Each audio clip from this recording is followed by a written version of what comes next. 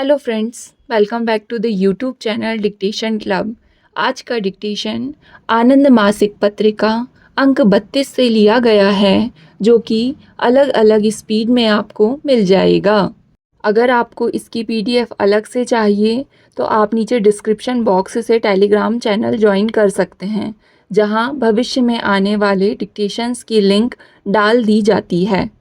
साथ ही चैनल में आपको अन्य प्लेलिस्ट मिल जाएगी, जिसकी लिंक आपको डिस्क्रिप्शन बॉक्स में मिल जाएगी, जैसे रामधारी गुप्ता खंड 1, रामधारी गुप्ता खंड 2, न्यूज़पेपर डिक्टेशन, आनंद मासिक पत्रिका के विभिन्न अंक, जो कि अभी कुछ अंक कंप्लीट हो चुके हैं। इसके अलावा आउटलाइन के शॉर्ट्स भी मिल जाएंगे। तो ज़्यादा समय ना लेते हुए डिक्टेशन स्टार्ट करते हैं 5 सेकंड के बाद।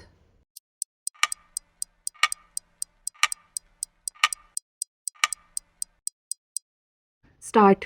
महोदय, गांधी जी ने स्वतंत्र भारत के गांवों के पुनर्निर्माण की कल्पना कर नई समाज रचना का जो सपना संजोया, उसको उन्होंने पंचायत राज या ग्राम स्वराज्य नाम दिया है। ग्राम स्वराज्य यानी गांव में गांव का राज्य।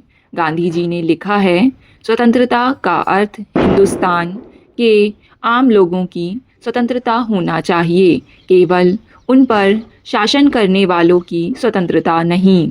शासन करने वाले राज्य जिन्हें अपने पांव तले रौंद रहे हैं, स्वतंत्र हिंदुस्तान में उन्हें लोगों की कृपा पर ही रहना होगा। इन शासन करने वालों को लोगों का सेवक बनाना होगा और उनकी इच्छा के अनुसार काम करना होगा। गांधी जी के कथनानुसार स्वतंत्रता नीचे से शुरू होनी चाहिए। उनकी कल्पना थी कि हर एक गांव में पंचायत राज यानी ग्राम स्वराज्य होगा। पंचायत हमारा बड़ा पुराना और सुंदर शब्द है। उसके साथ परंपरा की मिठास जुड़ी है। उसका शाब्दिक अर्थ है गांव के लोगों द्वारा चुने हुए 5 लोगों की पंचायत। उसके पास पूरी सत्ता और शक्ति होगी, जिसका अर्थ यह है कि हर एक गांव को अपने पांव पर खड़ा होना होगा और अपनी आवश्यकताएं स्वयं पूरी कर लेनी होंगी, ताकि वह अपना सारा कारोबार स्वयं ही चला सके, यहाँ तक कि वह सारी दुनिया के विरुद्ध अपनी सुरक्षा स्वयं कर सकें। ऐसे समाज की रचना स्वभावतः सत्य और अहिंसा के आधार पर ही हो सकती है। जब तक ईश्वर पर जीता जागता विश्वास ना हो, तब तक सत्य और अहिंसा पर चलना असंभव है। ऐसा समाज गांवों का बना होगा। उसका निर्णय एक के ऊपर एक के ढंग का नहीं, बल्कि पानी की लहरों की तरह एक के बाद एक के रूप में होगा और व्यक्ति उसका मध्य बिंदु होगा। वह व्यक्ति हमेशा अपने गांव के लिए मर मिटने को तैयार रहेगा। ऐसा होने पर परस्पर सहयोग और सहायता करने की भावना उभरेगी और हम एक आदर्श मानव बनने की ओर अग्रसर होंगे। ग्राम स्वराज्य में सबसे पहला और सबसे अंतिम दोनों बराबर की जगह होंगी। हम सब एक ही आलीशान पेड़ के पत्ते हैं। इस पेड़ की जड़ हिलाई नहीं जा सकती, क्योंकि वह पाताल तक पहुंची हुई है। शक्तिशाली से शक्तिशाली आंधी भी उसे हिला नहीं सकती। वे आगे कहते हैं कि जब ग्राम स्वराज्य बनेगा, तब लोकमत सब कुछ करवा लेगा।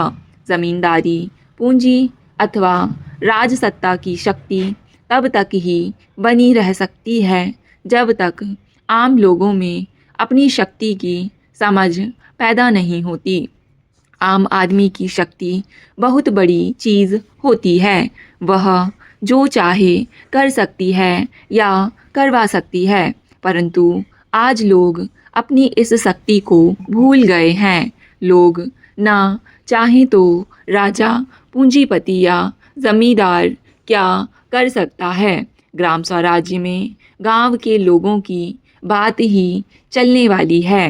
यदि ग्रामजन अपने काम नियम से कर लेते हैं और उनका कारोबार यदि अहिंसक ढंग से चलेगा तो कोई कुछ नहीं बिगाड़ सकता। महोदय, गांव के लोगों में सहयोग और प्रेम भाव तो सरकारी सहायता के बिना स्वयं ग्रामीण भी अपने बल पर गांव में बहुत कुछ कर सकते हैं। अगर सरकारी सहायता भी मिल जाए तब तो ग्रामों की पुनर्रचना इस प्रकार हो सकती है जिसकी कोई सीमा ही नहीं। यदि गांव के लोगों को उचित सलाह और मार्गदर्शन मिलता रहे तो गांव की आमदनी लगभग दुगुनी हो सकती है। व्यापारी दृष्टि से काम में आने लायक साधन सामग्री हर गांव में भले ही ना हो, परंतु स्थानीय उद्योग और लाभ के लिए लगभग हर गांव में ऐसी साधन सामग्री उपलब्ध है।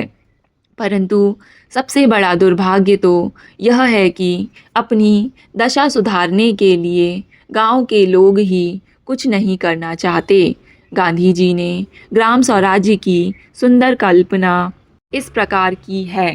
ग्राम स्वराज्य की मेरी कल्पना यह है कि वह एक ऐसा पूर्ण प्रजातंत्र होगा जो अपनी विशेष आवश्यकताओं के लिए अपने पड़ोसियों पर भी निर्भर नहीं करेगा।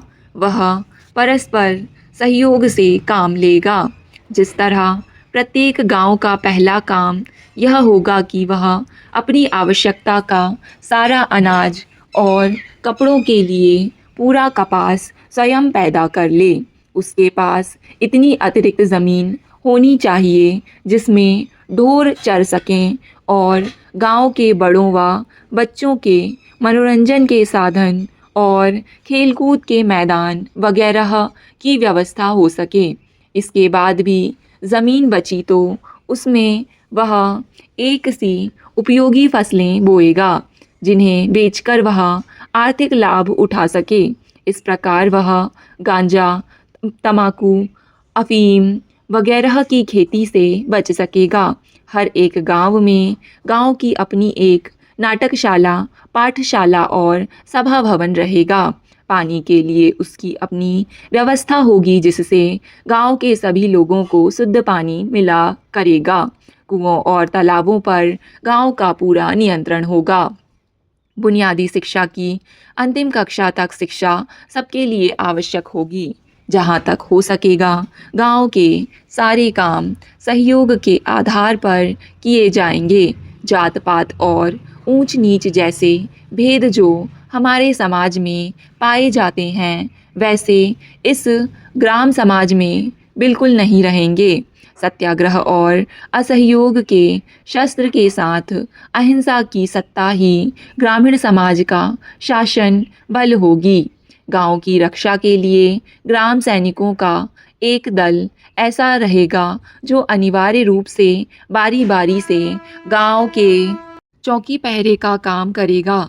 गांव का शासन चलाने के लिए हर वर्ष 5 आदमियों की एक पंचायत चुनी जाएगी। इन पंचायतों को सब प्रकार की आवश्यक सत्ता और अधिकार रहेंगे। चूँकि इस ग्राम स्वराज्य में आज के प्रचलित अर्थों में सजा या दंड का कोई रिवाज नहीं रहेगा, इसलिए यह पंचायत अपने 1 वर्ष के कार्यकाल में स्वयं ही धारा सभा, न्याय सभा और कारोबारी सभा का सारा काम संयुक्त रूप से करेगी। इस ग्राम शासन में व्यक्तिगत स्वतंत्रता पर आधार रखने वाला संपूर्ण प्रजातंत्र काम करेगा। व्यक्ति ही अपनी इस सरकार का निर्माता भी होगा। स्टॉप। डिक्टेशन पसंद आए तो वीडियो को लाइक तथा चैनल को सब्सक्राइब ज़रूर करें। धन्यवाद।